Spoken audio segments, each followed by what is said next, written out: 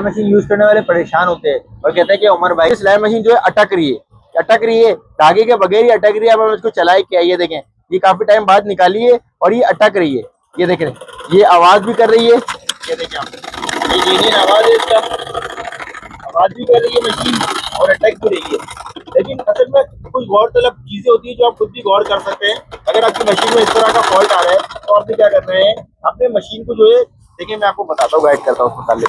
देखिए अक्सर ऐसा होता है मशीनें चलने में इस तरह की आवाजें कर रही होती है। वजह ये होती है कि बॉबिन केस जो है ना काफी टाइम बाद नहीं लगाई होती है, तो लगाने का तरीकाकार जो है ना वो गलत हो जाता है। ये देख सकते हैं आप, ये बॉबिन केस नजर आ रही है आपको, ये देखिए मैं आपको स्लो मोशन में दिखाता हूँ।